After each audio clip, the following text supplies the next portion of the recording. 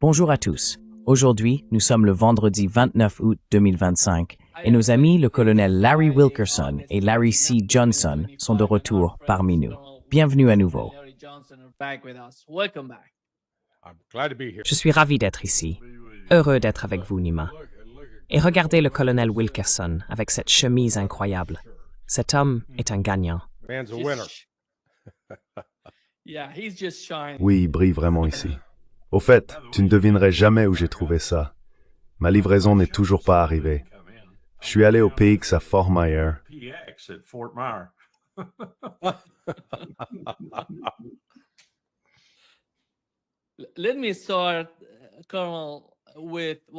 Permettez-moi de commencer, colonel, parce que Keith Kellogg a publié hier sur son compte X. Il affirme que la nuit dernière, la Russie a lancé la deuxième plus grande attaque aérienne de la guerre, avec 600 drones et 31 missiles. Les cibles n'étaient pas des soldats ni des armes, mais des zones résidentielles à Kiev. Quel est votre avis sur la dernière attaque contre Kiev et sur la façon dont Keith Kellogg en parle?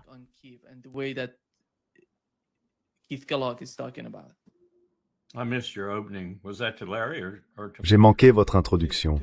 Était-ce adressé à Larry ou à moi? À vous, colonel. Ah, d'accord. Eh bien, pour moi, cela ne s'explique que dans la mesure où Poutine est sérieux dans ce qu'il fait, et il continue de le faire. Et il élargit peut-être un peu son action là où cela fera plus mal en ce qui concerne Zelensky et son soutien, que simplement en détruisant l'armée ukrainienne sur le champ de bataille, ce qui est son objectif principal. Donc, je ne peux pas mettre dans la tête de Poutine pour comprendre pourquoi il fait ce genre de choses. Mais ce serait mon impression.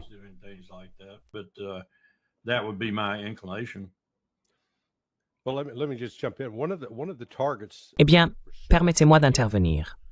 L'une des cibles frappées à Kiev était essentiellement, les Britanniques l'ont décrite comme une installation diplomatique, mais elle était en réalité utilisée par des agents et officiers du renseignement britannique pour aider les Ukrainiens à cibler la Russie.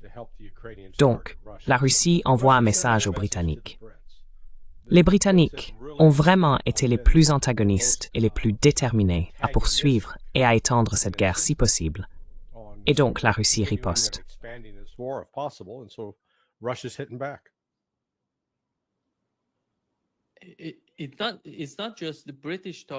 Ce n'est pas seulement la cible britannique. L'usine turque Bayraktar a aussi été frappée, Larry. Et qu'est-ce que ça signifie? La Russie envoie-t-elle un message à l'Allemagne?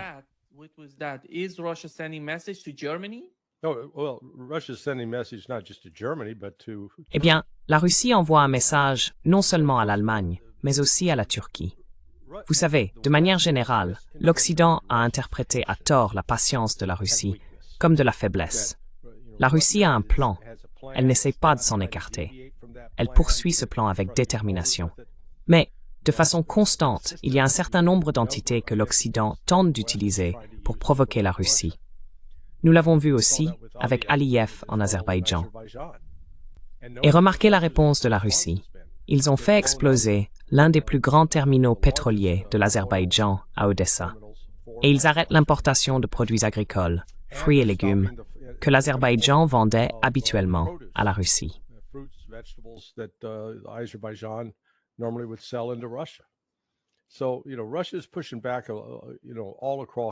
Donc vous savez, la Russie repousse sur tout le front. L'inquiétude en ce moment, c'est que l'OTAN mène un certain nombre de provocations délibérées ou qu'il prépare une opération, car ils ont fait voler des appareils ISR, le Poseidon 8A, le Rivet Joint, le KC-135, équipés pour collecter toutes sortes de données de signaux.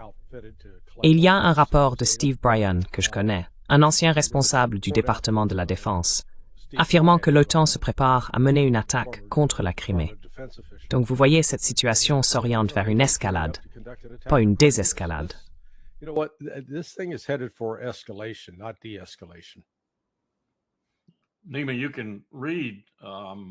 Nima, tu peux lire certains des licenciements qui viennent d'avoir lieu. Le plus spectaculaire étant celui de la femme non nommée à la DIA, comme étant révélateur, et c'est ainsi que je préfère les interpréter. Je ne sais pas si je devrais, mais je préfère. De la colère de Trump, de la colère de Tulsi face à certaines choses qui se passent encore avec le soutien des États-Unis à l'Ukraine, et plus encore face à ce qui s'est passé jusqu'à présent en soutien à l'Ukraine. Je mettrai aussi le licenciement du directeur de la DIA dans cette catégorie. Et l'une des choses qui, à mon avis, les a le plus mis en colère, c'est le mensonge sur les pertes humaines. Mensonge ou simplement incompétence totale. Je veux dire, nous sommes maintenant à peu près certains que le nombre total de pertes russes est d'environ 300 000, peut-être un peu plus. Et pour les Ukrainiens, on approche 1,5, 1,6, voire 1,7 million. Donc il y a eu de vrais renseignements trafiqués ou des gens complètement à côté de la plaque, ou les deux.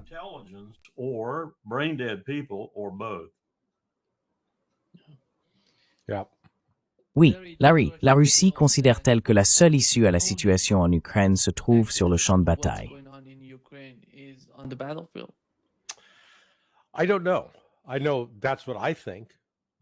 Je ne sais pas.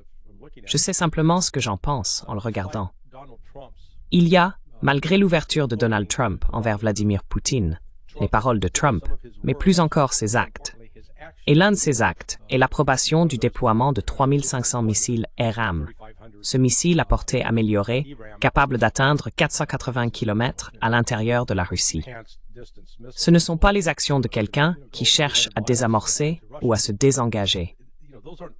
Donc je pense que la Russie en est arrivée à la conclusion, ou j'espère qu'elle en est arrivée à la conclusion, qu'elle n'a pas d'autre choix que de vaincre l'Ukraine, et ce faisant, de vaincre l'OTAN sur le champ de bataille. Parce que l'Occident ne va pas s'arrêter. Vous savez, il y a tellement de gens ici en Occident qui continuent de croire que ce conflit n'est qu'une affaire entre l'Ukraine et la Russie à propos de, vous savez, du territoire.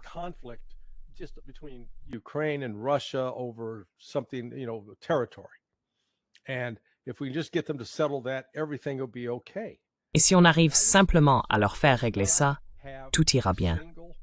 Les États-Unis n'ont aucun intérêt à ce que la Russie reste intacte, unie ou productive. L'Occident veut détruire la Russie. On ne le dit peut-être pas ouvertement tous les jours, mais c'est le plan. Je ne peux tirer aucune autre conclusion en observant ce que nous faisons. Ce n'est pas seulement Trump. Je pense qu'il se passe beaucoup de choses dont Trump n'est même pas informé. Et il essaie juste de rattraper le coup après coup. Mais vous savez, quand il a dit l'autre jour que les affirmations russes, selon lesquelles il ne considère pas Zelensky comme un président légitime, et il a dit que c'était des conneries, qu'il faisait juste semblant, ça montre qu'il ne comprend pas, parce que les Russes ne font pas semblant. Ce ne sont pas de grands acteurs.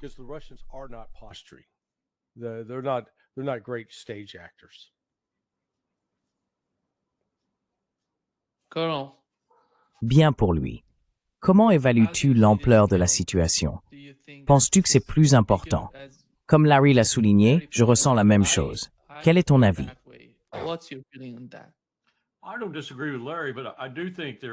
Je ne suis pas en désaccord avec Larry, mais je pense qu'il y a une tendance dans l'esprit électrique de Trump qui veut vraiment arrêter cela, et l'arrêter d'une manière qui lui apporte plus de crédit que de discrédit.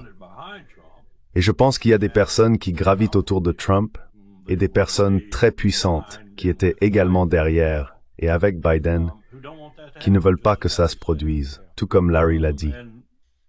Et chose intéressante, je pense, et c'est le fruit de recherches que j'ai menées la semaine dernière en lien avec un autre groupe auquel j'appartiens, qu'il y a environ 50 à 60 millions de dispensationalistes dans ce pays.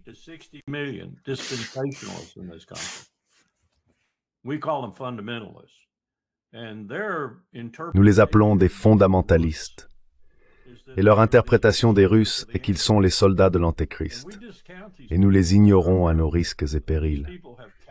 Ces personnes ont pris le contrôle de nombreuses parties importantes de notre Congrès, d'une partie de l'exécutif et de quelques membres de la Cour suprême, selon moi. L'Opus Dei, par exemple, je pense que ces grands intérêts n'adhèrent pas forcément religieusement à ces idées. Ils ont une interprétation différente de la fin des temps, de l'enlèvement et de toutes ces absurdités, mais ils sont alliés avec eux.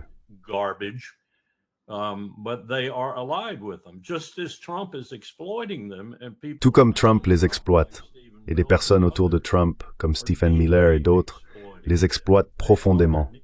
Ils sont une partie intégrante de leur pouvoir politique. Et lorsque vous essayez d'expliquer pourquoi de nombreux Américains semblent avoir une aversion marquée, voire une haine, envers les Russes, je pense qu'il faut creuser un peu et voir d'où cela vient. Je ne serais pas surpris, par exemple, si une partie de la colère de Lindsey Graham ne venait pas de là. Je sais que la colère de Ted Cruz vient de là, car comme nous l'avons appris lors de l'interview avec Tucker Carlson, Ted Cruz fonde ses décisions en matière de politique de sécurité sur l'Ancien Testament. Et c'est vraiment de cela dont nous parlons.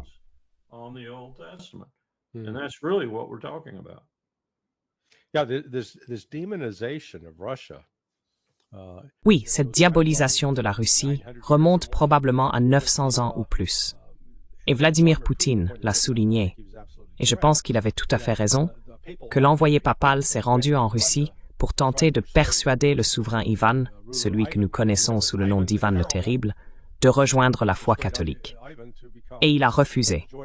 Il a dit « Nous sommes des chrétiens orthodoxes ».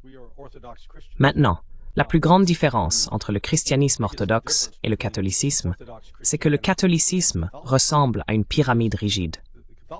Il y a un pape au sommet, toute une structure en dessous, et c'est un système très hiérarchique et autoritaire. L'ironie, c'est que l'Église chrétienne orthodoxe n'est rien de tout cela. Ils reconnaissent certaines personnes comme ayant un grand pouvoir en tant que leader spirituel, mais il ne s'agit pas du tout d'une hiérarchie. Ils sont en réalité beaucoup plus démocratiques, et ça joue un rôle dans cette histoire.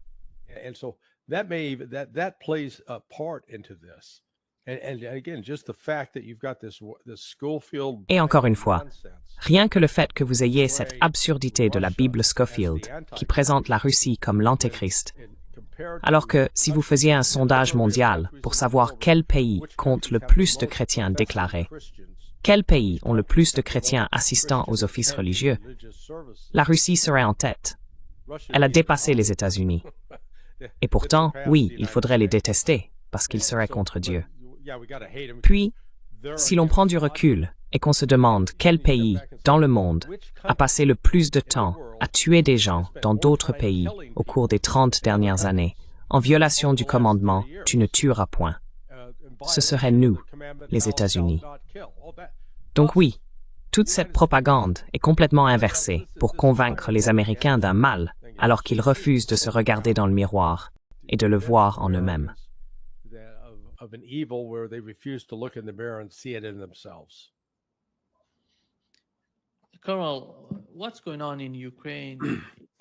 Colonel, ce qui se passe en Ukraine semble être bien plus qu'un simple problème local entre la Russie et l'Ukraine.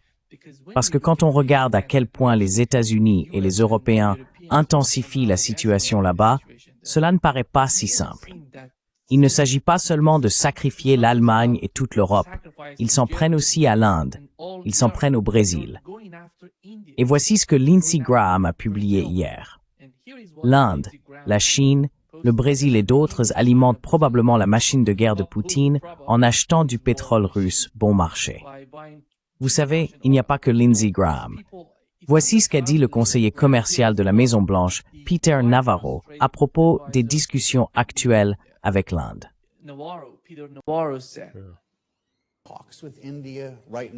Y a-t-il une possibilité de conclure un accord pour modifier ce chiffre? Écoutez, c'est très simple. L'Inde pourrait obtenir une réduction de 25% dès demain si elle arrêtait d'acheter du pétrole russe et de contribuer à alimenter la machine de guerre. Est-ce qu'ils envoient ce signal? Non. Et voilà, c'est ça le problème. Je suis perplexe. D'accord? Parce que Modi est un grand dirigeant. Ces gens-là, c'est une démocratie mûre, dirigée par des personnes intelligentes. Et ils nous regardent droit dans les yeux à propos des droits de douane et disent « Nous n'avons pas les droits de douane les plus élevés au monde », alors qu'en réalité, c'est le cas. Il n'y a aucun doute là-dessus si on regarde les chiffres. Et ensuite, ils disent « Oh, nous n'allons pas arrêter d'acheter du pétrole russe ». Qu'est-ce que ça veut dire? On en a déjà parlé, mais ça vaut la peine d'en reparler à vos téléspectateurs.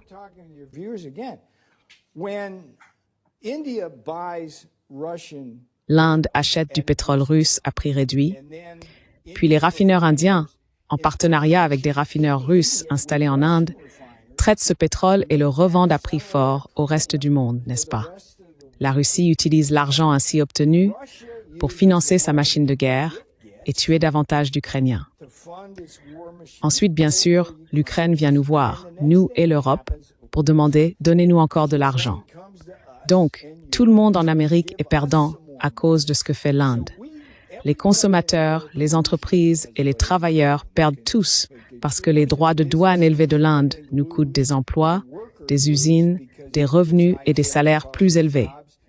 Et puis les contribuables perdent aussi parce que nous devons financer la guerre de Modi. D'accord, la route vers la paix passe au moins en partie par New Delhi. Je veux dire, la guerre de Modi, Seigneur. Jesus Christ. Yeah, it's not anymore Putin's war, it's Modi's war. Oui, ce n'est plus la guerre de Poutine, c'est la guerre de Modi. Ce type raconte vraiment n'importe quoi, Nima.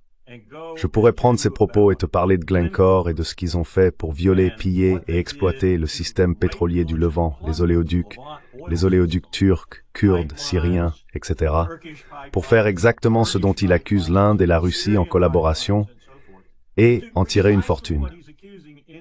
Et il faut que je te parle d'un avocat nommé Scooter Libby, qui, en une seule année, a travaillé pour Mark Rich, un criminel, et cette organisation, en tant qu'avocat, a gagné 4,5 millions de dollars américains. Le chef de cabinet du secrétaire à la défense Dick Cheney, puis du vice-président Dick Cheney, en réalité, le président Dick Cheney, de 2001 à 2005. C'est exactement ce qu'il décrit.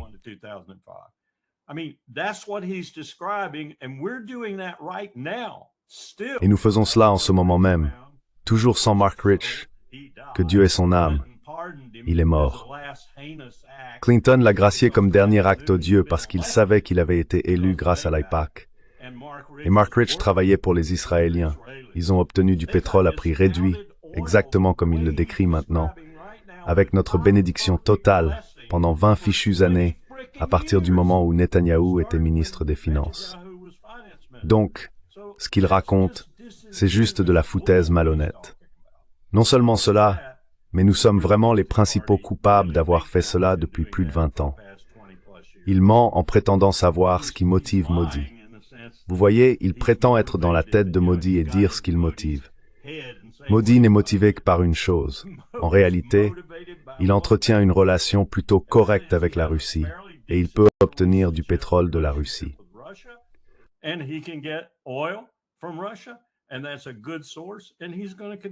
Et c'est une bonne source, et il va continuer à le faire aussi longtemps qu'il aura besoin de pétrole, c'est-à-dire encore pour un bon moment. Franchement, l'écouter me rend presque malade. Oui, parce qu'il agit comme s'il nous révélait quelque chose, économiquement, sur le pétrole, sur l'Inde, sur la Russie.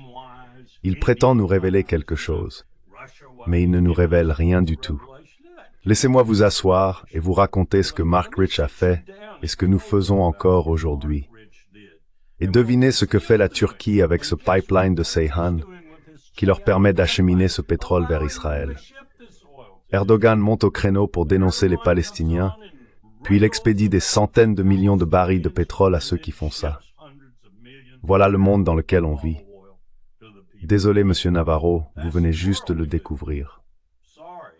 Mr. Navarro, did you just enter it? Yeah. Go Yeah, ahead, no, Larry. I just Oui, Navarro's comments are vas-y, Larry. but outrage. Les propos de Navarro ne suscitent chez moi que de l'indignation et de la colère, car le pays qui favorise le plus la guerre en Ukraine, c'est les États-Unis. The one who's been provoking Celui qui la provoque depuis 30 ans, ce sont les États-Unis. Celui qui a envoyé des milliards de dollars d'armes directement à l'Ukraine, ce sont les États-Unis. Donald Trump refuse même de reconnaître son propre rôle lors de son premier mandat, dans l'envoi d'équipements létaux à l'Ukraine, en préparation de cette guerre qui a éclaté en février 2022. Donc, si Navarro est aussi stupide, et encore une fois, il conseille Trump, et Trump l'écoute apparemment, ce qui explique en grande partie pourquoi nous sommes dans ce pétrin. Les Indiens ne reculent pas. En fait, cela a eu l'effet inverse. Au lieu de forcer l'Inde à se dire « Oh mon Dieu, nous ne pouvons pas faire ça », instead of forcing India to go, oh my God, we can't do this, we're going to have to surrender to the Americans. nous allons devoir nous rendre aux Américains. Ils disent en gros, pourquoi avons-nous encore besoin des Américains? Pourquoi devrions-nous même traiter avec eux? Et Modi a refusé au moins 4 appels téléphoniques, j'ai entendu dire que c'était 5, de Trump. Trump essaie sans cesse de l'appeler « Hey mon pote ». Modi ne décroche pas. Modi est maintenant en Chine, il rencontre Xi, il rencontre Poutine, et il va également rencontrer le président iranien, Raisi. Ce que l'on voit se former, c'est un bloc du Sud global plus solide, qui va être imperméable à la pression américaine. Et cela va tout simplement rendre Trump et ses acolytes fous, parce qu'ils continuent de faire comme s'ils étaient le chef au milieu de la rue, et que tout le monde devait leur obéir. Et tout le monde a dit non, on va juste bloquer la rue et te laisser tranquille. Tu peux rester là et t'amuser tout seul. Nous, on prend une autre direction.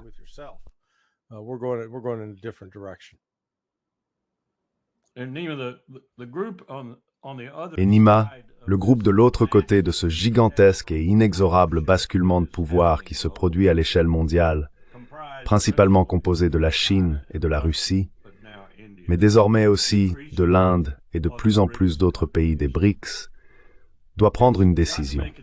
Et je pense qu'ils sont en train de la prendre. Vont-ils simplement continuer à composer avec la puissance qui est devenue complètement folle à l'idée d'empêcher ce changement?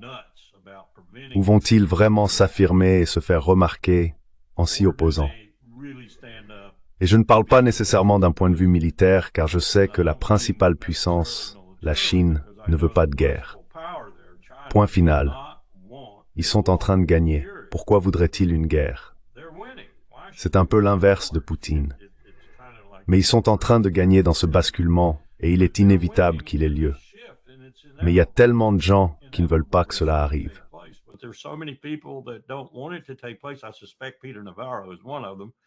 Je soupçonne que Peter Navarro en fait partie. Et ils utilisent l'Ukraine, la Géorgie, la Moldavie, la Roumanie, vous pouvez en citer d'autres. Donahue voulait utiliser Kaliningrad. Nous utilisons tout cela. Bientôt l'Arctique, peut-être bientôt une nouvelle guerre en Iran. Tout cela pour freiner ce mouvement. Et ils vont finir par s'en rendre compte, au point de comprendre que nous n'abandonnerons pas. Et alors ils vont devoir commencer à faire comme l'Inde le fait, comme le Brésil va probablement le faire encore davantage, et comme d'autres pays dans le monde vont le faire, consolider leur pouvoir derrière ce changement, et travailler surtout d'un nouveau système monétaire à un tout nouveau système international. Et un matin, nous allons nous réveiller, et nous serons les seuls à être exclus.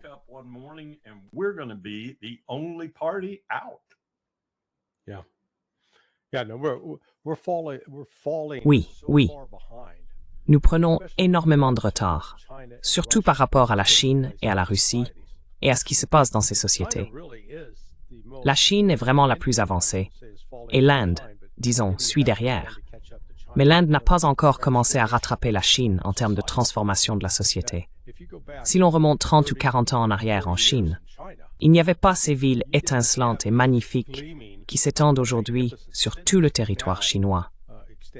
Il n'y avait pas ces trains à grande vitesse en place et en fonctionnement, comme c'est le cas aujourd'hui.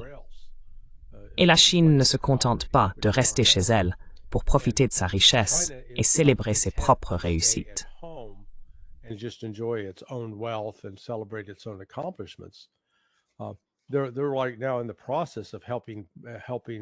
Ils sont actuellement en train d'aider le Brésil et le Pérou, et peut-être, je pense, que la Bolivie pourrait être impliquée.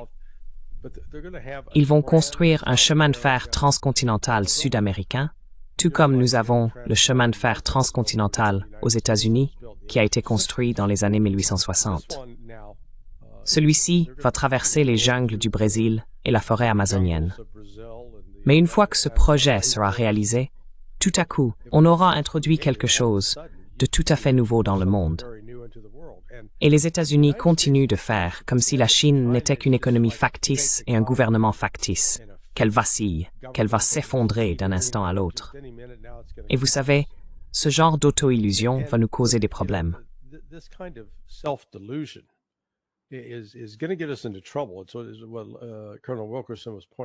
C'est ce que le colonel Wilkerson soulignait.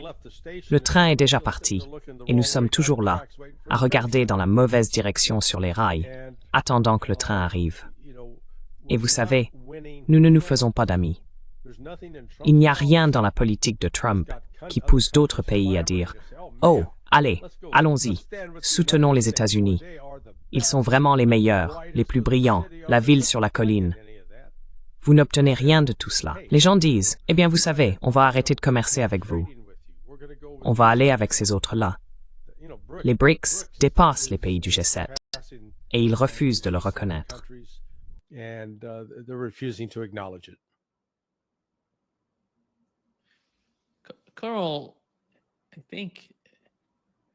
Carl, je pense que lorsqu'on regarde l'Ukraine, la grande question est qu'y a-t-il en Ukraine auquel ils ne veulent pas renoncer?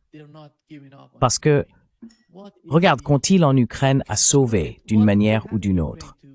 Il n'y a pas d'armée en Ukraine, il n'y a pas de société, l'économie est détruite, il n'y a plus rien à sauver. Il faut trouver une sorte de solution à cela. Ou alors tu prends l'autre direction. Tu attaques l'Inde, le Brésil, la Chine, avec des tarifs douaniers, avec tout ce que tu as sur le plan géopolitique pour les attaquer. Donc, il y a deux façons de penser. Pourquoi ont-ils besoin de s'opposer à ces grandes, en quelque sorte, superpuissances pour sauver quelque chose en Ukraine qui n'existe pas?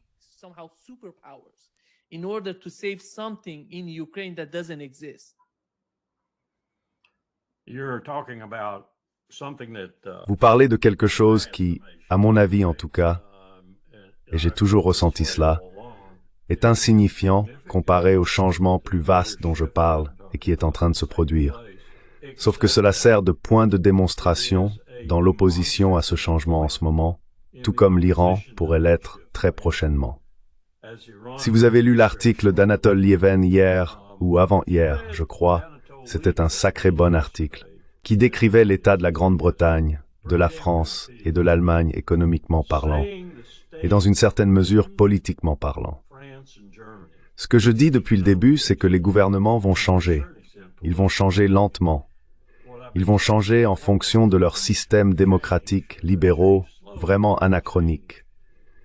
Ils sont terribles, surtout en Allemagne. Ils n'obtiennent pas de dirigeants qui représentent la majorité de leur population.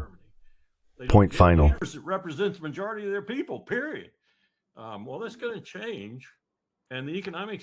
Eh bien, cela va changer.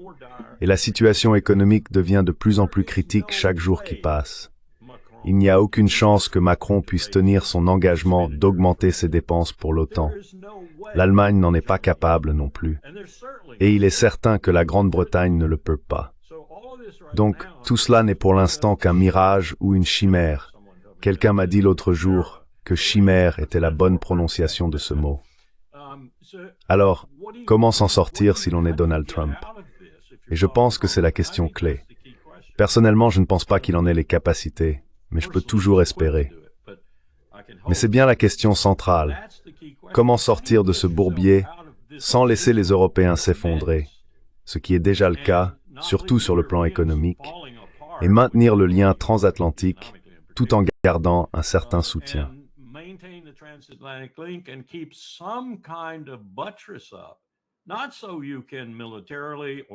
Pas seulement sur le plan militaire ou des sanctions, ou les deux.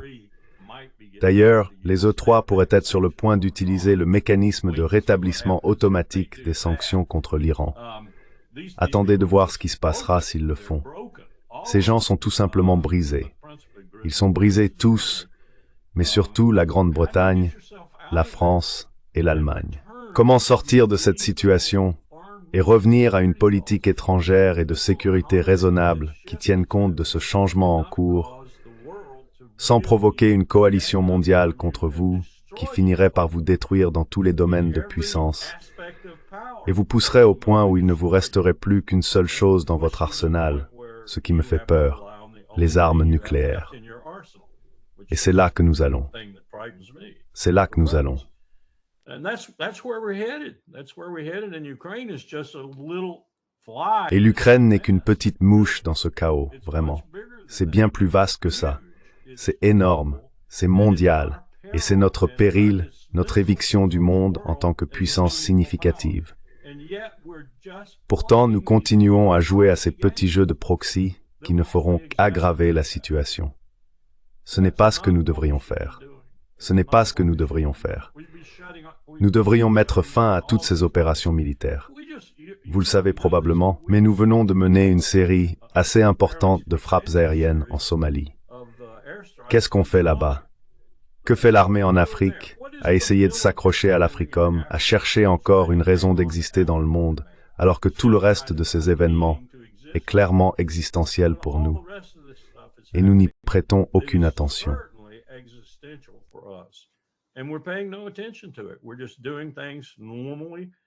Nous agissons simplement normalement en faisant ce que les journaux nous disent de faire, ce que les médias nous disent de faire. Ce n'est absolument pas la façon de diriger un empire, à moins de vouloir le mener droit à sa perte, et rapidement. Et c'est exactement ce que nous faisons. L'Ukraine n'en est qu'un exemple. Il est déjà assez difficile de s'en sortir si l'on n'a pas vraiment l'intention de le faire. Si vous aviez vraiment l'intention de... Regardez, revenez en arrière et regardez, j'aimerais que vous passiez la vidéo. Ce que Trump a dit, j'en aurais fini avec ça en 24 heures. Je connais Poutine. J'en aurais fini avec ça en 24 heures. Je suis désolé, Monsieur le Président. Tenez-vous jamais vos promesses. Êtes-vous jamais à la hauteur de vos attentes? Il y a une façon de faire. Et cette façon, c'est de reconnaître la réalité, d'enfoncer cette réalité dans la gorge de Macron, Starmer et Merz. Laissez-les se vautrer dans leur lutte à mort.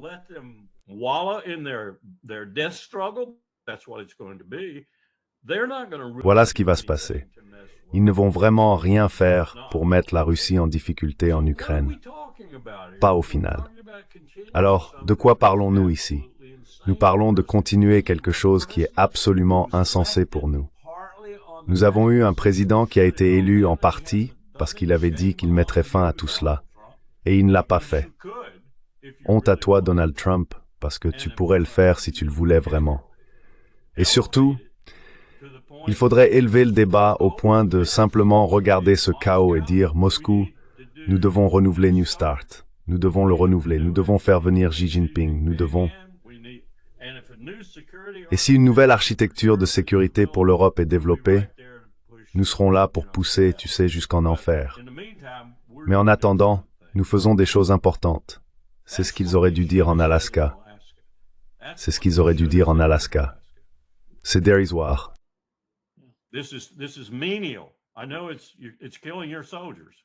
Je sais que cela tue vos soldats, Monsieur Poutine, et vous devez y mettre fin, tout comme moi. Mais nous avons mieux à faire, des choses plus importantes à accomplir. Alors mettons-y un terme. Et si cela doit se faire selon vos conditions, je suis assez grand pour l'accepter. Et si vous avez besoin que Zelensky parte, nous ferons partir Zelensky.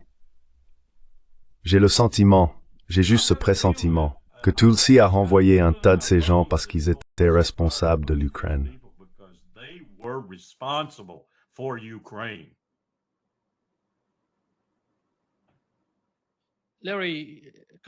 Larry, le colonel a dit que Donald Trump, avant d'arriver au pouvoir, même dans les premiers jours de son administration, a affirmé qu'il pourrait résoudre cela en 24 heures, qu'il entretient de bonnes relations avec Poutine, tout ça. Mais voici ce qu'il a dit, son dernier commentaire.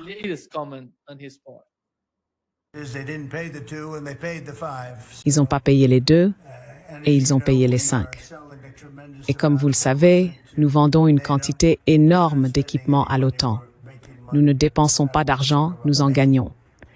Mais je ne veux pas parler de gagner de l'argent. Je veux parler du fait que nous ne finançons plus l'Ukraine, mais que nous essayons d'arrêter la guerre ou les tueries en Ukraine. Donc nous vendons des missiles et du matériel militaire, des millions et finalement des milliards de dollars aux membres de l'OTAN. Nous sommes très amicaux et nous avons une excellente relation, mais c'était un voyage incroyable. Donc ce sont eux qui financent toute la guerre. Nous ne finançons rien. Je pense que c'est un point important à souligner parce que beaucoup de gens ne le comprennent pas.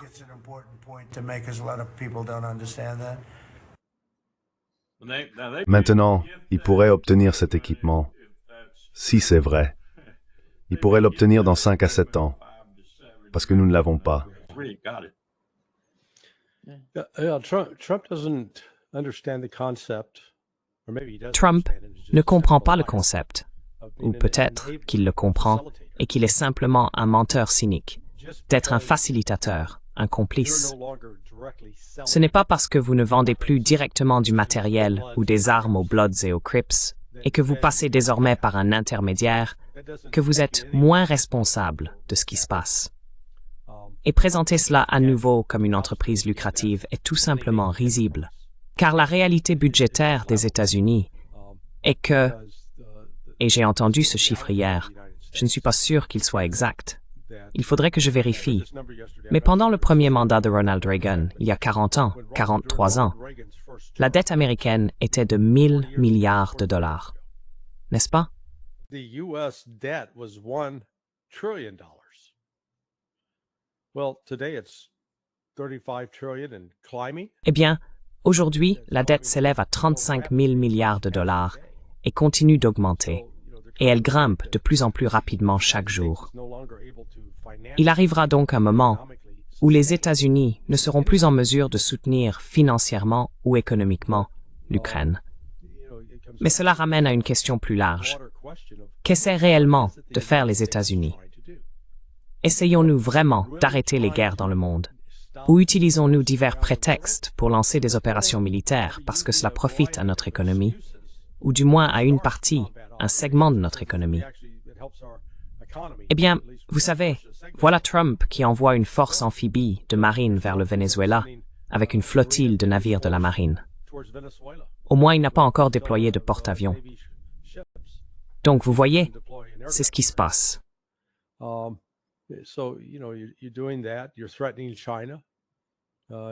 Vous menacez la Chine. Comme Larry l'a souligné, vous menez actuellement des campagnes de bombardement militaire en Somalie.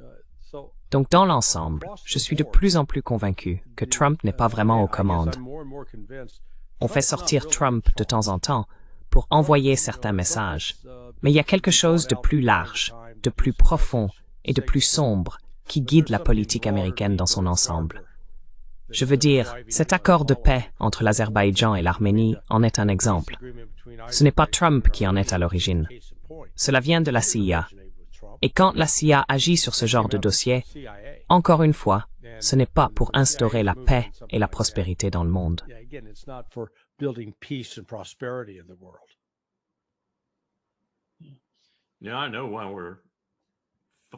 Oui, je sais pourquoi nous nous concentrons sur le Venezuela. Et ce n'est pas à cause de Donald Trump. C'est à cause de Charles Koch. Charles Koch veut ce pétrole. Il a construit pour des milliards de dollars de capacités de raffinage qui ne sont utiles que s'il obtient ce pétrole, soit de la Russie, et il est sur le point de l'obtenir, c'est du pétrole lourd et soufré, soit du Venezuela. Et Hugo Chavez a eu la gentillesse de donner un contrat à Charles. Donc ses usines, ses raffineries tournaient. Je crois qu'elles sont en Oklahoma et au Texas. Mais Maduro ne veut pas lui donner de contrat. Il a refusé de lui fournir du pétrole. Donc Charles Koch, l'un des hommes les plus riches du monde, l'un des hommes les plus puissants du monde, grâce à l'organisation qu'il a créée dans chaque État du pays, dans chaque État, Charles Koch a une organisation. Il a construit un appareil pour contrôler 28 législatures. L'une des raisons pour lesquelles les républicains ont la majorité dans les législatures d'État, c'est Charles Koch.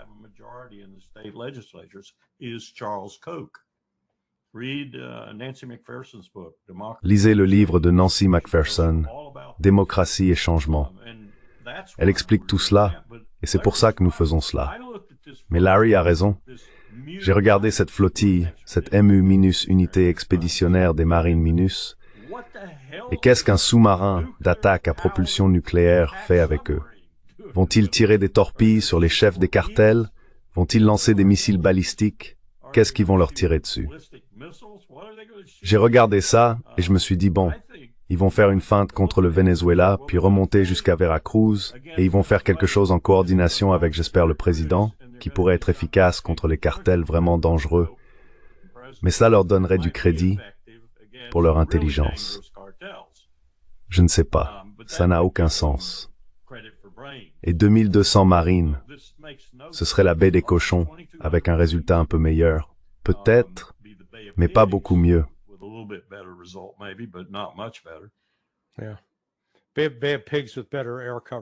Oui, la baie des cochons, avec une meilleure couverture aérienne. Sauf qu'il n'y a pas de couverture aérienne. Je sais. Essayez de faire avancer une force de marine depuis la côte, là où se trouve l'aéroport, jusqu'à Caracas. Ils pourraient finir par y arriver, mais ils subiraient d'énormes pertes.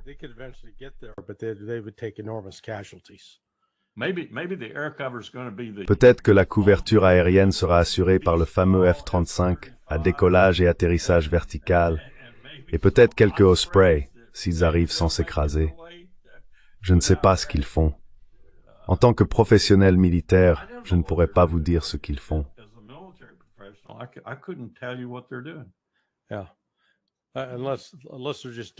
À moins qu'ils ne fassent cela simplement pour démontrer qu'ils ont besoin d'un budget plus important pour l'année prochaine.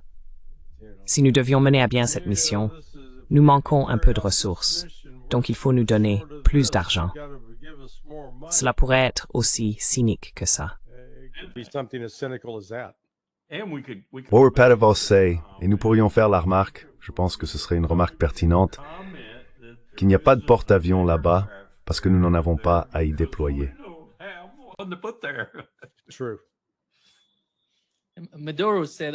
C'est vrai. Maduro a déclaré, « Notre diplomatie est une diplomatie de dignité. Vous ne pouvez rien nous imposer. » D'accord. Colonel, quelle est l'importance du Venezuela en ce moment précis et de ce type de manœuvre?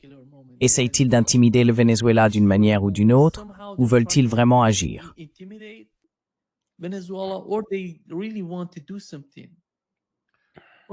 Eh bien, comme je l'ai dit, je pense que tout tourne autour du pétrole.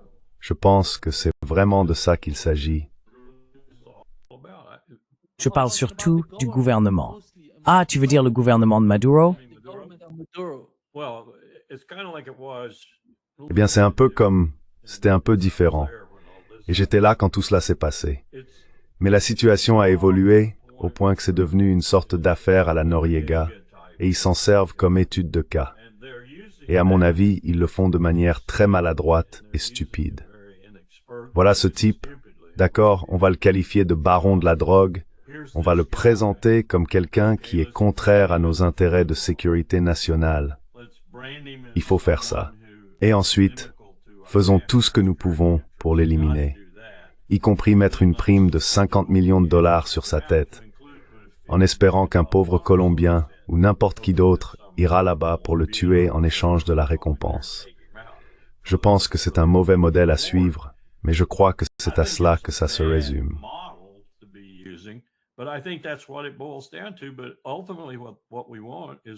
Mais au fond, ce que nous voulons, c'est le pétrole. Et tout ce que Maduro a à faire, c'est dire « Envoyez vos gars et je signerai un contrat et nous partirions. » Il n'y aurait plus de problème après cela. On lancerait peut-être un peu de propagande, mais il n'y aurait pas de réel intérêt pour les gangs, les terroristes et tous les autres groupes dont Maduro est censé avoir la charge. Et d'après ce que j'en comprends grâce à mes contacts, il a probablement beaucoup moins à voir avec tout ça que, disons, Noriega à l'époque, ou même la Colombie aujourd'hui. Donc vous voyez, choisissez la raison qui vous convient pour expliquer ce que nous faisons. Je pense que Larry est aussi proche de la vérité que n'importe qui. Nous le faisons parce que nous le pouvons.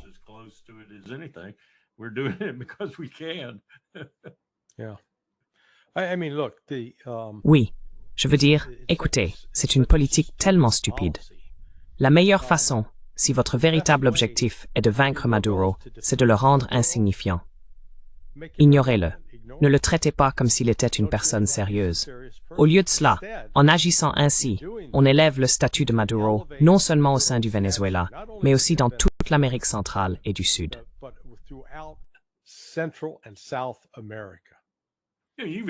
Vous avez même des dirigeants de l'opposition qui commencent à dire que nous devrions faire marche arrière, sauf Juan Guaido, bien sûr. Juan Guaido, of course. Well, and you've had, there have been tensions. Eh bien, il y a déjà eu, vous savez, des tensions entre la Colombie et le Venezuela par le passé. Sauf que maintenant, la Colombie prend position en disant « Hé, nous déplaçons, ils déplacent leurs soldats à la frontière du Venezuela également, en signe de soutien au Venezuela. » Donc, cela a le potentiel de vraiment, encore une fois, nuire aux États-Unis d'une manière qui rendra difficile notre action dans cette région. Malgré le fait que nous la revendiquions comme notre territoire, en vertu de la doctrine Monroe. C'est de toute façon une accusation ridicule de le présenter comme un grand baron de la drogue. Je veux dire, la cocaïne est produite et transformée en Bolivie et en Colombie.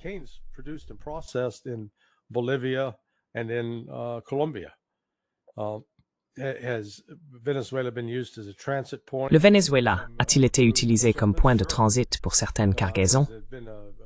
Bien sûr. A-t-il été un paradis pour le blanchiment d'argent? Écoutez, lorsque nous avons mené cette affaire de tabac contre Philip Morris, nous avons recueilli des preuves documentaires montrant que des cadres de Philip Morris prenaient l'avion pour le Venezuela dans un endroit appelé Barquisimeto. Ils louaient un véhicule blindé, se rendaient à la frontière, payaient les gardes-frontières, aussi bien colombiens que vénézuéliens, puis entraient dans une ville appelée Maicao, qui est un centre de contrebande pour la Colombie. Et ils rencontraient un sénateur d'État nommé Santander López Sierra. Eh bien, López Sierra, c'est un Saluki. Il est diplômé de la Southern Illinois University. D'accord? He's a graduate of Southern Illinois University, okay? But he was also known in Colombia. Mais il était également connu en Colombie sous le nom de Marlboro Man, parce qu'il était le principal distributeur de cigarettes Philip Morris. Et ils ont même tourné les publicités du Marlboro Man avec lui à cheval. Mais aux États-Unis, c'était un gars robuste, grand, mince. Ce type-là, c'est une pastèque sur pattes, d'accord? Vous voyez, tout rond. Mais il avait été responsable de la mort d'au moins 24 personnes. Et donc, ces dirigeants de Philip Morris sont allés chez lui, l'ont rencontré, ont récupéré des sacs d'argent liquide, des chèques de tiers et des mandats postaux, ont ramené tout cela de l'autre côté de la frontière au Venezuela, ont pris l'avion depuis le Venezuela et l'argent a été déposé dans des banques russes. Et j'ai les relevés bancaires ici, à environ 1 mètre de moi. Mon propos, c'est simplement que voilà comment fonctionne réellement le monde dans cet univers de narcotiques et de corruption.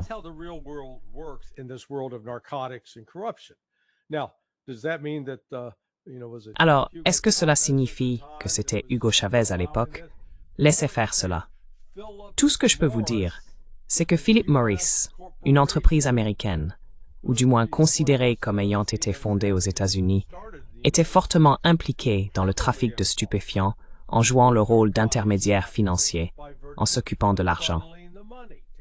C'est là-dessus que nous devrions concentrer nos attaques. Si nous attaquons cela, nous mettons fin à l'activité de la drogue. Mais oh non, le problème c'est que Philip Morris fait des dons de campagne aux républicains et aux démocrates. Donc, on ne peut pas y toucher. Alors on s'en prend à Maduro. Voilà ce que Maduro devrait faire.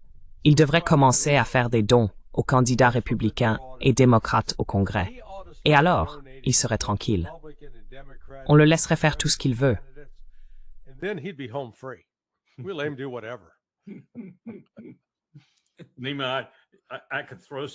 Nima, je pourrais ajouter quelques éléments sur le plan Colombie. Quand nous avons donné 750 millions de dollars à la Colombie lorsque j'étais au gouvernement, et je ne le ferai pas, mais c'est similaire à ce que Larry vient de dire. Je serais prêt à parier que la moitié de cet argent est allé dans des poches, pas pour lutter contre la drogue.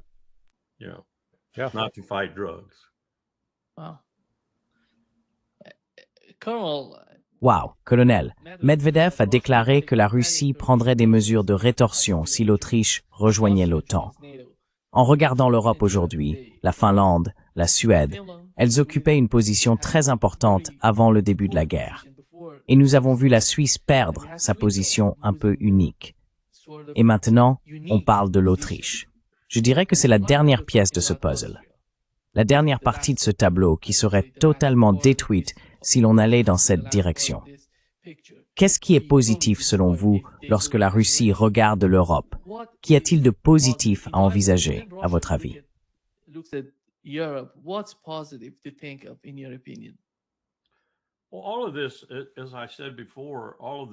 Eh bien, tout cela, comme je l'ai déjà dit, faisait partie d'un grand dessein qui, du moins à mon avis, n'a pas commencé avec George W. Bush.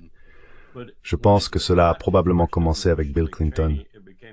Mais lorsque cela est arrivé à George W. Bush et Dick Cheney, c'est devenu une opération de renseignement très cohérente qui utilisait une nouvelle méthodologie, à savoir ne plus mener d'action directe avec la CIA ou les paramilitaires, agir à travers des ONG, à travers l'USAID, l'IRI, le NDI et d'autres organisations de ce type.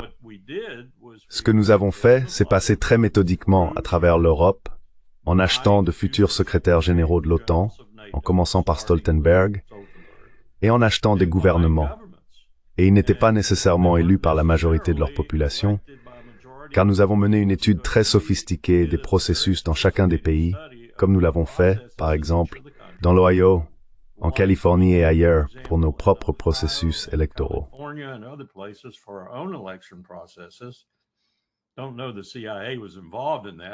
Je ne sais pas si la CIA était impliquée là-dedans, mais je le soupçonnerais. Et nous avons acheté ces gouvernements. Nous avons acheté des rédacteurs en chef de journaux. Nous avons acheté des rédacteurs en chef de magazines. Nous avons acheté des artistes. Nous avons acheté des figures culturelles. Nous avons acheté des personnes influentes dans ces sociétés. Et nous voulions qu'ils changent, dans certains cas les Scandinaves, par exemple, des années de politique de neutralité. Nous voulions qu'ils deviennent membres de l'OTAN. Je pense que l'une des raisons, ce n'est probablement pas la principale, mais l'une des raisons pour lesquelles nous restons attachés à l'Ukraine, en particulier les services de renseignement, c'est parce que cela a renforcé la propagande que nous diffusions sur la menace. Et Poutine est tombé en plein dans ce piège. Il a lancé l'opération militaire spéciale, que nous l'avons poussé à faire pendant au moins 10 fichues années. Nous l'avons provoqué pour qu'il fasse cela. Et c'était en quelque sorte, vous savez, la cerise sur le gâteau.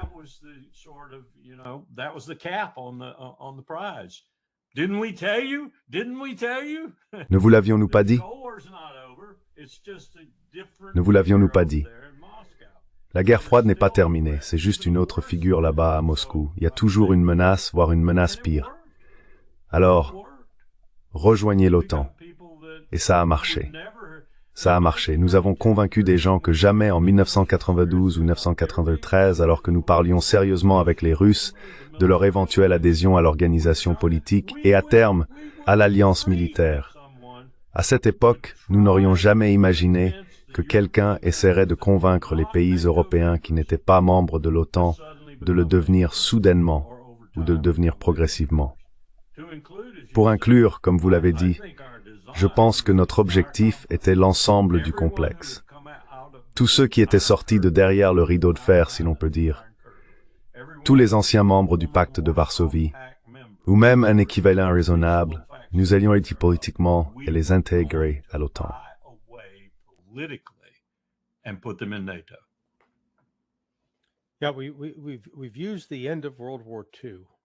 Oui, nous avons utilisé la fin de la Seconde Guerre mondiale. Nous avons créé un récit basé sur ce que l'Union soviétique a fait à la fin de la Seconde Guerre mondiale pour laver le cerveau de l'Occident et lui faire croire que l'Empire soviétique communiste avait l'intention de dominer et de conquérir le monde. C'est pour cette raison que Staline a pris le contrôle de la Pologne, de la Tchécoslovaquie et de la Roumanie, de la Hongrie, parce que c'était leur plan pour subvertir le monde. Alors qu'en réalité, la véritable raison était de créer une zone tampon, car la Seconde Guerre mondiale représentait au moins la 3e fois que la Russie était envahie depuis l'Ouest, depuis 1812.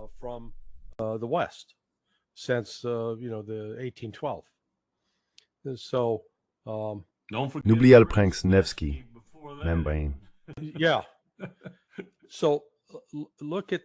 Oui, regardez ceci, et c'est pertinent pour l'Autriche.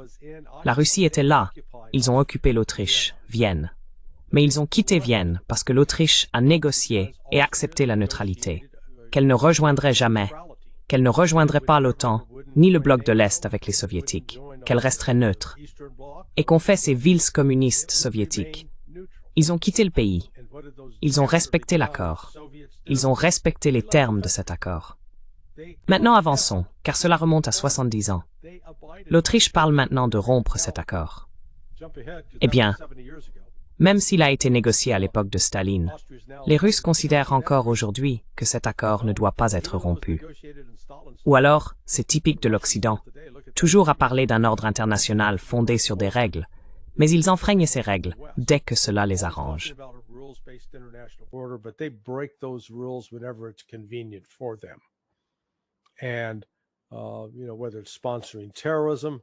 Et vous savez, que ce soit en sponsorisant le terrorisme, en prenant quelqu'un comme Al-Jolani, Muhammad Al-Jolani, en le transférant au pouvoir en tant que président, en changeant son nom, en l'habillant d'un costume, en lui rasant la barbe, en lui coupant les cheveux, et en prétendant qu'il n'est pas un homme qui encourageait ses partisans à décapiter des gens, à tuer des chrétiens, à tuer des alaouites, à tuer des chiites. Les États-Unis sont tout à fait complices de cela. Donc, ce qui se passe ici, c'est que si l'Autriche fait cela, encore une fois, ce sera un exemple de plus qu'on ne peut faire confiance à aucun accord conclu par l'Occident. L'Occident n'est pas intéressé par un véritable règlement du conflit ou par la paix. Nous voulons prendre et détruire la Russie afin de pouvoir obtenir toutes les ressources naturelles de la Russie. Et tant pis pour le peuple. C'est pareil pour l'Ukraine. Ils sont un pion commode dans une partie d'échecs mortelle en ce moment. Et la bonne nouvelle, c'est que l'Occident est en train de perdre.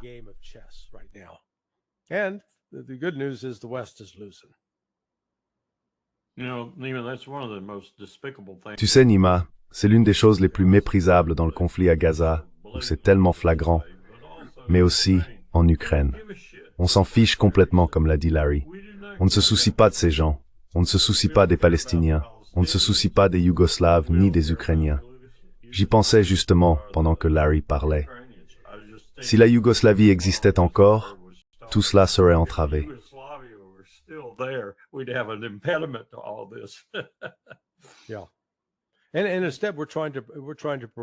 Oui. Et à la place, nous essayons de provoquer une guerre là-bas. Écoutez, il faut revenir dans l'histoire américaine, au 19e siècle. J'ai oublié le nom de ce colonel de l'armée américaine. Il était aussi prédicateur itinérant. Mais je crois que c'était lors du massacre de Sand Creek, où ils ont massacré des Amérindiens. Il tuait les femmes et les enfants, et il est devenu célèbre pour avoir dit « Les lentes font les poux ». Donc vous voyez, ce meurtre et la déshumanisation de ces soi-disant sauvages, c'est malheureusement quelque chose qui fait partie de la culture américaine depuis bien trop longtemps. C'est peut-être un héritage venu d'Europe, principalement de Grande-Bretagne, car les Britanniques se sont livrés à des actes tout aussi odieux dans différentes parties de leur empire à travers le monde, y compris en Inde et en Chine.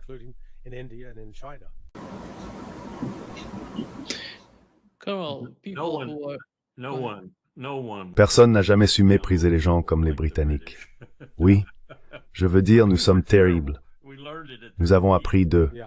Et l'Inde a été horrible à cet égard.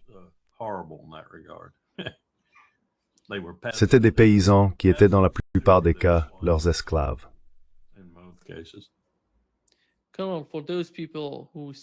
Pour ceux qui croient encore que l'Europe peut se sauver de ce qui se passe, ils pensent aux anciens États austro-hongrois ainsi qu'à la Serbie.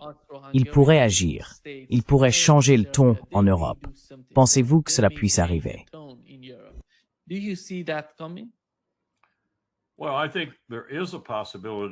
Eh bien, je pense qu'il est possible que certaines relations que nous ne voyons pas actuellement se forment à mesure que la situation empire. Je vous recommande cet article de Levin. Je n'avais aucune idée, par exemple, de l'ampleur des difficultés dans lesquelles se trouve Macron. J'en avais une intuition, mais pas les détails qu'Anatole fournit, ainsi que Merz.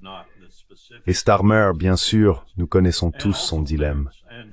Je veux dire, il ne pourrait même pas être élu à un poste mineur s'il y avait une élection aujourd'hui.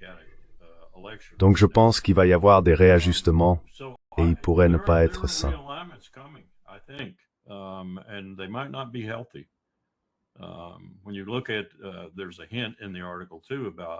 Quand on y regarde de plus près, l'article évoque aussi la montée en puissance de l'AfD en Allemagne aujourd'hui. Et cette montée en puissance est bien réelle. On ne sait pas vraiment si elle se situe à l'extrême droite, au centre ou ailleurs, mais elle se fait au détriment de la coalition actuelle. Ce pouvoir ne s'échappe pas seulement de la coalition actuelle, il va principalement à l'AfD. Tout cela va entraîner, à mon avis, des réajustements importants. Et Ted Wong, c'est de ce feu.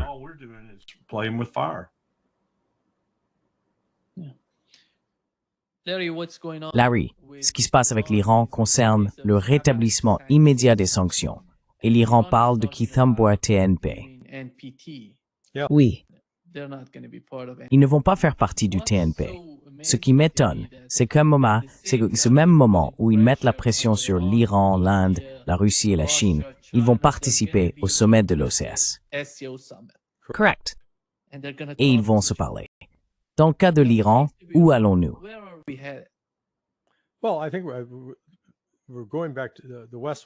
Eh bien, je pense que l'Occident veut retourner à la guerre avec l'Iran. Et encore une fois, ils s'aventurent sur un terrain très glissant en ce qui concerne leurs suppositions sur les capacités de l'Iran.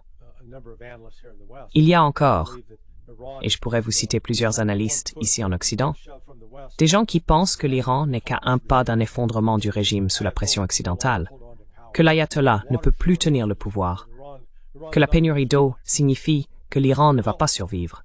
Eh bien, vous savez, l'Iran s'est réveillé après le 22 juin. La guerre de 12 jours a été un électrochoc pour le peuple iranien.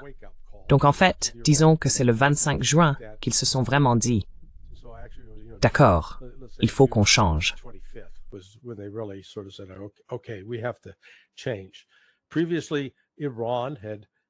Auparavant, l'Iran avait accueilli favorablement le soutien de la Russie et de la Chine, mais il n'avait pas accepté le type d'intégration militaire avec la Russie et la Chine que ces deux pays proposaient. Eh bien, l'Iran accepte désormais ces offres. Il semble que l'Iran ait raison. Vous savez, j'ai été interviewé sur Press TV l'autre soir, et j'ai dit, écoutez, je sais que l'ayatollah ne me demande pas mon avis, mais si j'étais à votre place, je mettrais dehors l'AIEA immédiatement, et je ne traiterai plus jamais avec cette organisation internationale, car elle n'a servi qu'à vous espionner, à collecter des informations pour qu'ils puissent ensuite aller tuer vos scientifiques. Ce n'est pas une institution internationale bienveillante. Ce n'est qu'un outil des agences de renseignement, et il est utilisé à des fins très néfastes.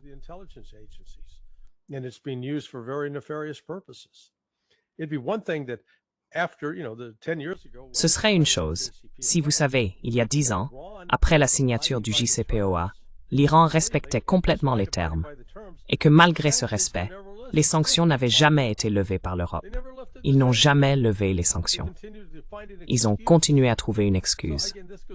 Donc encore une fois, cela revient à dire que ce genre d'accord n'est qu'un tour, une ruse que l'Occident utilise pour tromper constamment ses gouvernements étrangers, que ce soit l'Iran, la Russie ou la Chine. C'est comme, eh bien, on va négocier Minsk 2. Et puis, comme l'a dit Merkel, nous n'avions aucune intention de respecter cela. C'était juste pour gagner du temps, afin que nous puissions armer et équiper l'Ukraine pour qu'elle puisse foutre une raclée à la Russie. Et Poutine, naïvement, et c'est une critique envers Poutine, je le croyais plus rusé que ça, mais il s'est vraiment fait avoir sur ce coup-là. Maintenant, je pense qu'il s'en est rendu compte, et qu'il n'est pas prêt de se faire avoir à nouveau. Mais c'est la même chose pour l'Iran.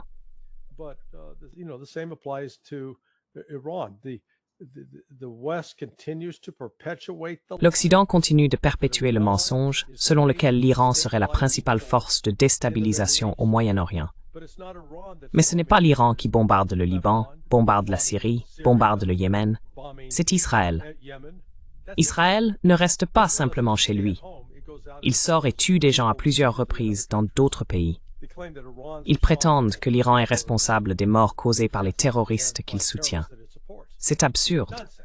Les chiffres ne confirment tout simplement pas cela. Israël, encore une fois, a bien plus de sang sur les mains. Le tueur, le déstabilisateur, le terroriste, c'est l'État d'Israël à mon avis. Absolument. Donc si vous savez cet acronyme d'Internet, vous savez FA, vous savez FE, allez vérifier. FA, FO, find out. I guess the clean version is fool around, find out. Je suppose que la version édulcorée serait « Joue avec le feu, tu te brûleras ». Si Israël décide d'attaquer à nouveau l'Iran, je pense que nous pourrions bien assister à la fin de l'État israélien, car l'Iran est en position d'infliger à Israël une défaite dont il ne pourrait pas se relever, même avec l'aide des États-Unis. Ou alors Israël prendrait le risque d'utiliser une arme nucléaire. Mais encore une fois, si vous utilisez une arme nucléaire et tuez un grand nombre d'Iraniens, tout ce que vous allez faire, c'est vous assurer qu'à ce moment-là, les nations des BRICS se lèveront ensemble. Ils mettront un terme à cela. Il ne peut pas être permis que la situation dégénère ainsi. Mais écoutez, nous vivons une époque périlleuse et je ne vois pas la situation s'améliorer. Et Donald Trump, au lieu d'être un agent de la paix, est un agent de la guerre. Donald Trump, instead of being an agent of peace, is an agent of war. Colonel. Karl, non, je ne pourrais pas mieux le dire. Si j'étais les Iraniens, comme je l'ai déjà dit plusieurs fois, je construirais une bombe, et je le ferais aussi rapidement que possible. Je travaillerais en équipe de 24 heures, et je construirais une bombe. Et je la présenterais comme un fait accompli, de quelque manière que ce soit. La simulation informatique aujourd'hui est presque aussi efficace que les essais. Mais si vous voulez tester, les Nord-Coréens leur ont appris comment creuser profondément et tester. Et les Nord-Coréens ont prouvé qu'on pouvait creuser profondément et tester. Et même le grand Satan, les États-Unis, ne le saurait pas. Cela rend la situation encore plus dangereuse. Et comme l'a dit Larry, je ne mettrai pas du tout de côté la possibilité que Netanyahou, s'il se retrouve dans une situation vraiment désespérée, menace au moins voire utilise une arme nucléaire. Et puis, comme l'a aussi dit Larry, à ce moment-là, il n'y a plus de limite. Nom d'un chien. Nous entrons dans un nouveau monde.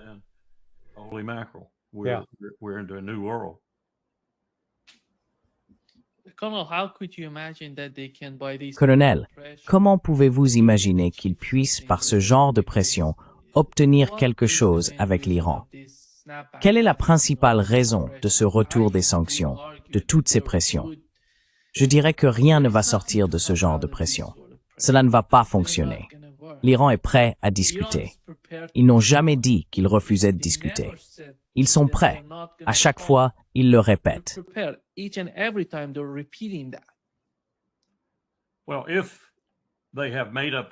bien, s'ils ont pris leur décision. Et quand je dis « ils », j'entends bien sûr que Netanyahou est l'acteur principal, mais malgré tout, nous sommes juste derrière lui. Et les Européens, tels les États vassaux qu'ils font semblant d'être, sont avec nous et vont même jusqu'à faire des choses provocatrices pour aider et faciliter ce que nous voulons faire. Ils sont tous dans le même bateau. Ils veulent tous une guerre. Hier, j'ai entendu dire que les E3, ceux qui étaient très présents, si l'on peut dire, lors du processus du JCPOA, y compris l'Allemagne, la Grande-Bretagne et la France, et d'autres en Europe, commençaient à hésiter à mettre rapidement en œuvre le retour des sanctions automatiques et à réfléchir à ce que cela pourrait impliquer.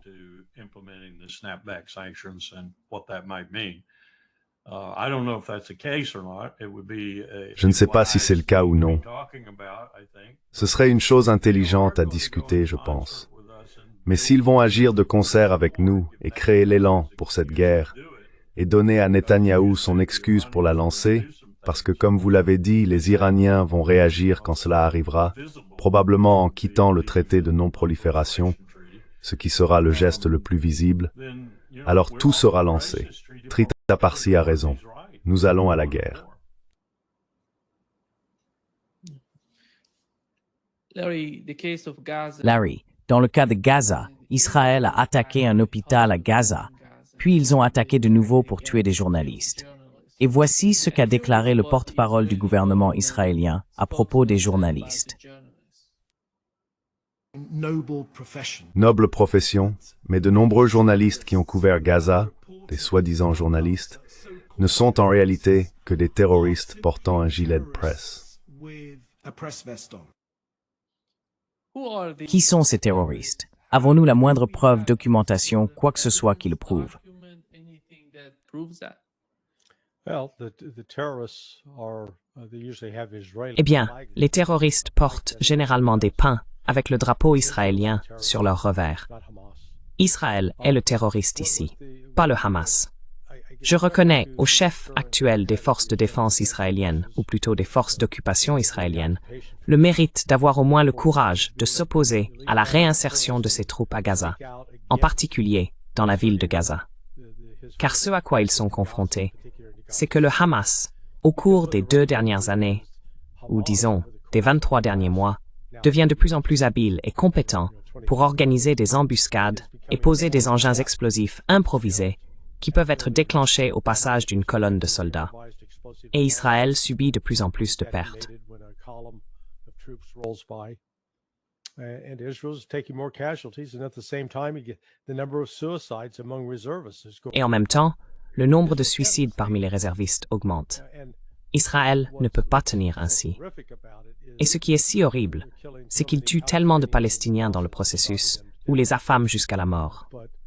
Mais, encore une fois, ce cauchemar peut être facilement arrêté. Les pays en dehors d'Israël doivent simplement imposer un embargo total. Aucun bien exporté vers Israël, aucun bien importé d'Israël. Il faut mettre Israël à l'arrêt. Si vous les bloquez économiquement, ils ne pourront pas continuer cette folie. Mais vous savez, jusqu'à présent, même la Russie, l'Inde ou la Chine n'ont pas été prêtes à suspendre le commerce et à prendre des mesures aussi fortes. Peut-être qu'elles le feront. Je ne suis pas optimiste, cependant. strong steps. Maybe they will. I'm not optimistic though. Nima, I would add to that. J'ajouterai à cela, You have this incredible vous savez, il y a cette incroyable arrogance au sein de l'armée israélienne. experience with them. Du moins, c'est ce que j'ai constaté avec eux. Et cette arrogance dit, je me fiche de ce qui vous est arrivé en Irak et en Afghanistan, Amérique. Ça ne nous arrivera pas parce que nous sommes meilleurs que vous, et vous le savez, et nous allons le prouver. Donc, ils ne pensent pas que le genre de choses qui nous sont arrivées en Afghanistan et en Irak, avec des insurgés qui apprennent ce qu'ils peuvent faire et qui s'améliorent sans cesse et qui vous infligent de la douleur, soit possible pour eux. Ils découvrent que ce n'est pas le cas. Ils ne sont pas parfaits. Ils ne sont pas l'armée capable de tout affronter, comme l'a dit Larry.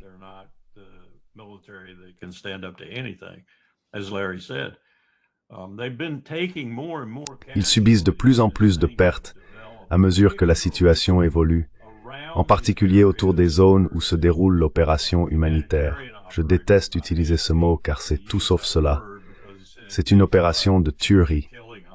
Et si vous avez écouté le lieutenant-colonel Aguilar, vous savez à quel point ces endroits sont horribles. J'écoutais justement son témoignage l'autre jour. Une mitrailleuse 240 Bravo. Il l'utilisait simplement pour le maintien de l'ordre. Il tirait dans la foule, on voyait des gens tomber tout autour. Il s'agit d'un chauffeur de camion qui apparemment s'est penché par la fenêtre. Les 3 éléments sont les camions et le contrat, la sécurité et le contrat, puis les personnes chargées de la nourriture. Et il s'est penché par la fenêtre pour filmer une vidéo. Vous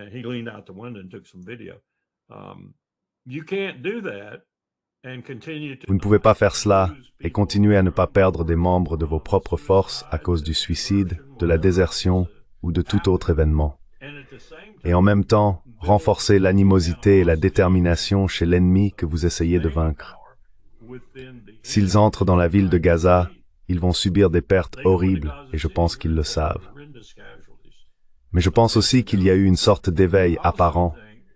Du moins, c'est l'impression que cela donnait chez certains dirigeants qui se sont peut-être dit que ce qu'ils faisaient n'était pas juste. Et je pense qu'il y a des personnes au sein de la direction de Tsahal qui commencent réellement à se poser des questions de conscience et à se dire « Mon Dieu, aie pitié. Regardez ce que nous avons fait et regardez ce que nous allons finir par faire ici à Ramallah et à Gaza. »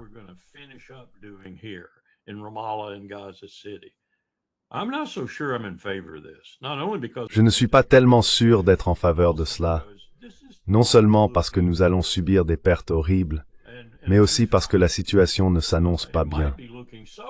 Et Larry a raison. Cela pourrait devenir si grave qu'on finira par exercer suffisamment de pression pour que Donald Trump, par exemple, soit obligé d'agir. Et d'agir autrement qu'en les aidant à entrer en Égypte et en y construisant un hôtel ou peu importe. Et puis, il y a la possibilité d'une guerre avec l'Iran. C'est une incitation pour Netanyahou à aller dans cette direction, car il veut sortir du bourbier qu'il a lui-même créé. Et quelle meilleure façon que d'aggraver et d'élargir la catastrophe stratégique. C'est ce qu'il a fait jusqu'à présent. Donc cela m'inquiète vraiment que nous ne lui laissions aucune porte de sortie, à part prolonger la guerre de façon désastreuse.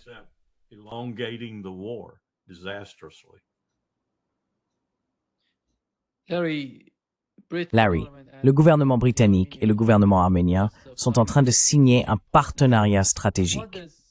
Qu'attend le Royaume-Uni de l'Arménie?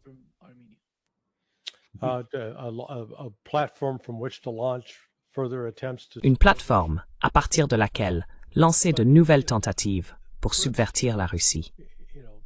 C'est tout. Mais vous savez, les Britanniques, c'est comme un gars de 90 ans avec des problèmes d'érection. Ils continuent de dire qu'ils veulent sortir avec des filles de 20 ans. Bonne chance avec ça. La Grande-Bretagne, c'est devenu une sacrée blague. En ce moment, le ratio dette-PIB du Royaume-Uni est d'environ 101%. Donc ils dépensent pratiquement autant qu'ils gagnent. Mais leur économie est complètement stagnante. Elle est en récession. Et pourtant, ils veulent aller s'immiscer et s'impliquer en Arménie. Ce n'est pas comme si l'Arménie était une source de carburant ou de pétrole pour le Royaume-Uni. Et comment le Royaume-Uni s'y rend-il? Le Royaume-Uni s'amuse à traîner dans le Caucase depuis quoi? Au moins 1853. Dans la vallée de la mort chevauchèrent les 600. Ouais. Into the valley of death, road to 600. Yeah. So, this is. Donc, vous savez, c'est encore ce que j'appelle le fantasme de l'intelligence occidentale. La croyance que nous pouvons prendre ces petits pays insignifiants, parce que c'est vraiment ce que sont la Géorgie, l'Arménie et l'Azerbaïdjan. Ensemble, la population totale de l'Arménie, de l'Azerbaïdjan et de la Géorgie, je pense que Moscou à elle seule compte encore plus d'habitants que ces trois pays réunis. Donc, remettons les choses en perspective. Ce ne sont pas des pays puissants, ni économiquement, ni en termes de main-d'œuvre. Et si la Russie devait s'en prendre à eux militairement, ils seraient écrasés comme un insecte sur un pare-brise quand la voiture roule à 130 km à l'heure.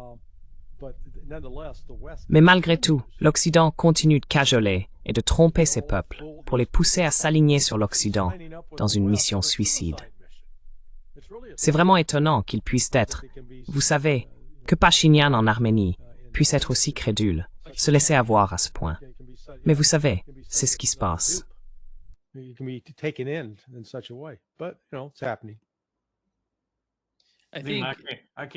ne peux pas résister à l'envie de prolonger la merveilleuse métaphore sexuelle de Larry à propos des Britanniques.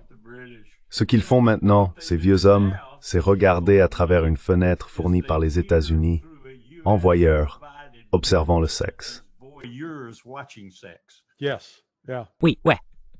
Donc nous sommes maintenant au Richard Show X, Nima, réservé aux adultes. Attention.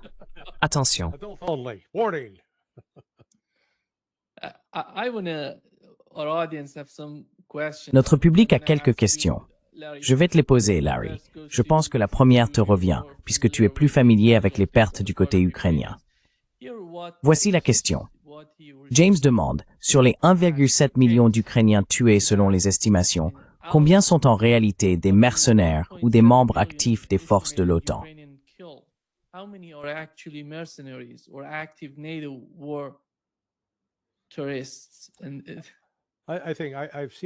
Je pense avoir vu que le nombre de Polonais est d'environ 10 000. Donc, si l'on ajoute les Colombiens, les Américains, les Britanniques, les Canadiens, on arrive peut-être à 30 000, voire plus. Mais c'est un chiffre important. Et vous savez, il existe un canal Telegram appelé Track a Merc, Track a Mercenary, qui tient une liste assez précise du nombre de mercenaires tués. Vous savez, ils partent pour cette aventure de tourisme militaire, et s'ils ont de la chance, ils reviennent dans une boîte. Le plus souvent, ils restent sur le champ de bataille et deviendront de l'engrais pour les futures récoltes en Ukraine.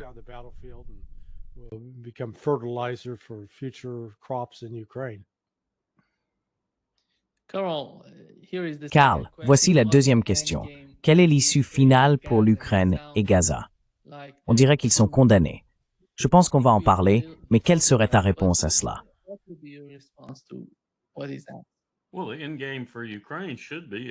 Eh bien, l'issue finale pour l'Ukraine devrait être, comme l'a dit Sergei Lavrov, qu'elle reste neutre. Il ne doit y avoir aucune adhésion à l'OTAN, quelle qu'elle soit. Toute forme de garantie de sécurité serait assurée par le Conseil de sécurité de l'ONU ou autre, où la Russie, bien sûr, dispose d'un droit de veto.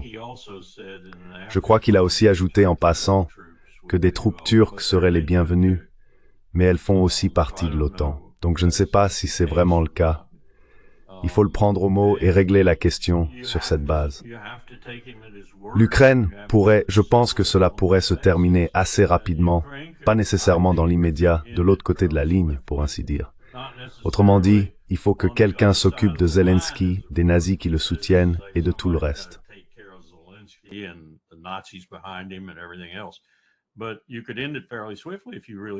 Mais vous pourriez y mettre fin assez rapidement si vous aviez vraiment le cran et si vous étiez vraiment déterminé à y mettre fin, sans vous soucier de ce que feraient les Européens. Et je pense qu'ils reculeraient et ne feraient pas grand-chose. D'une part, à cause de la situation économique difficile, ils n'ont pas beaucoup d'argent pour agir. Et d'autre part, parce que les États-Unis ne seraient pas avec eux. Et ils ne semblent pas vouloir entreprendre quoi que ce soit de vraiment sérieux sans les États-Unis. Donc je ne pense pas que ce soit un si grand défi de mettre un terme à tout cela. Le vrai défi serait peut-être de maintenir la paix après avoir mis fin à la situation, car les Ukrainiens la perturberaient de façon constante et continue. Ils la perturberaient, à moins que nous ne nous débarrassions de cet élément en Ukraine qui est tellement favorable à ce genre de situation.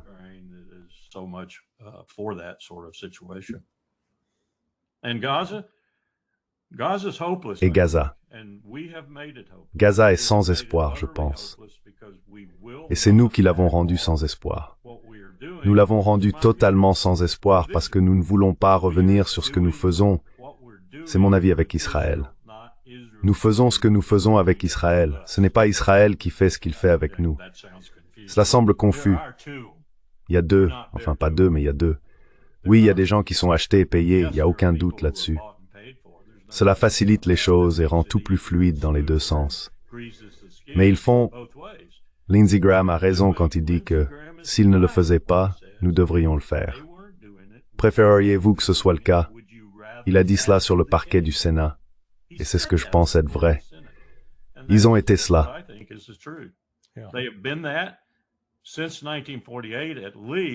Depuis au moins 1948, avec de nombreux freins et contrepoids, et des personnes comme Eisenhower, même Reagan, qui a vendu des AWACS et des F-15 à l'Arabie Saoudite contre leur volonté.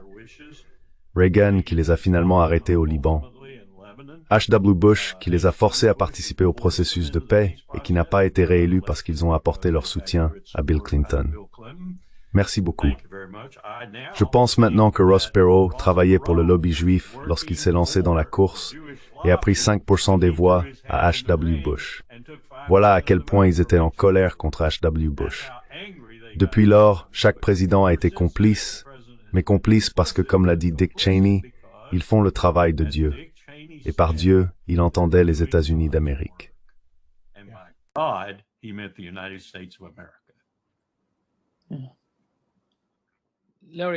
Oui, Larry, voici ce qui se passe au Venezuela. Je pense qu'elle voulait dire le Venezuela, non? Venezuela, c'est ce qu'elle voulait. Que se passe-t-il au Venezuela? La Chine va-t-elle arrêter ses navires de guerre américains qui ciblent le Venezuela? Non, non. La Chine ne va rien faire militairement là-bas. Vous savez, ils vont laisser les États-Unis s'enflammer, puis ils iront acheter une boîte de pop-corn et s'installer pour regarder les États-Unis essayer d'éteindre le feu en se frappant la tête avec un marteau. Donc vous voyez, je suis sûr que les Chinois sont probablement en train de se demander « Les Américains peuvent-ils être aussi stupides ?» Non, non, non, ils ne feraient pas ça. Mais l'un de ces Chinois ou Chinoises qui pourrait être justifié dirait « Vous voyez, je vous l'avais dit qu'ils étaient idiots. » Je veux dire, c'est comme l'autre jour où vous avez vu Trump dire « Oh, 600 000 visas pour des étudiants chinois. Oui, il faut les faire partir. » Pourquoi a-t-il fait ça? Eh bien, la raison, c'est qu'au début de l'année, lorsqu'ils imposaient des restrictions aux étudiants étrangers, c'était ciblé sur la Chine.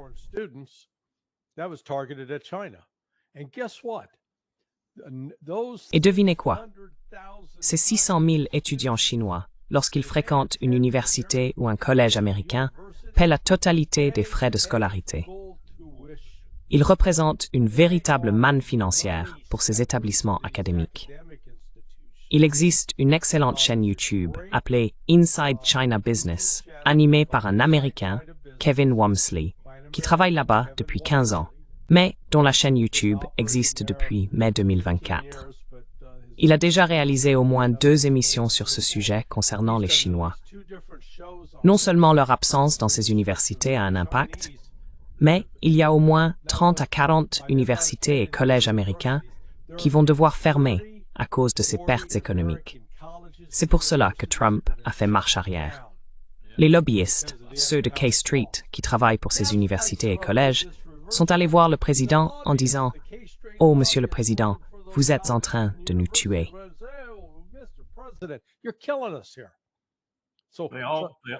Oui, ils se sont tous précipités sur nous après le 11 septembre, Nima. Je veux dire, nous avons eu le président de l'Université du Texas, nous avons eu Cal State, nous avons eu toutes sortes de personnes qui sont venues nous voir parce que nous avions révoqué tous les visas étudiants.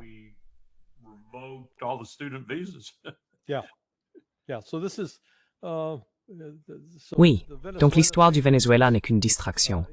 Et si Trump est assez stupide pour s'engager dans cette voie, eh bien, ça ne fera qu'accélérer la fin de sa présidence. C'est tout. Sun Tzu a dit quelque part, Nima, que si ton ennemi est stupide, laisse-le l'être. Oui.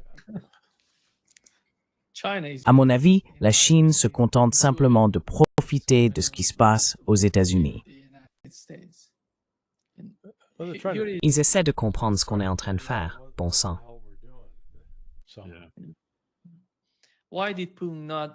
Pourquoi Poutine n'a-t-il pas anticipé la réaction de l'Occident en retirant leurs 300 milliards de dollars de fonds de réserve avant de lancer le conflit militaire en Ukraine?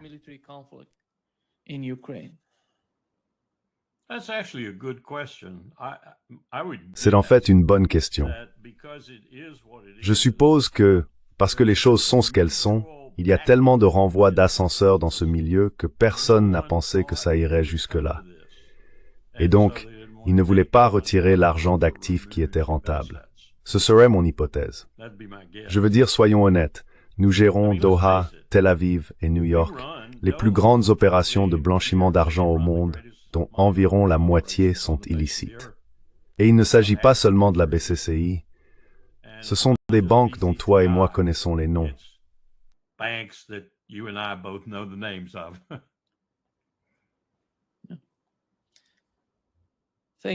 Merci beaucoup, Colonel et Larry, d'être avec nous aujourd'hui. C'est un grand plaisir, comme toujours. Et, au-delà du plaisir habituel, le fait que ce soit un événement vestimentaire d'une grande splendeur a élevé la discussion. Ça me fait en repenser au tailleur de Panama. Il était tellement pointilleux avec tout ça. Il détesterait ça pourtant, probablement. Braithwaite n'aimerait pas ça. D'accord. Ravi d'être avec vous. À bientôt. Au revoir. Au revoir.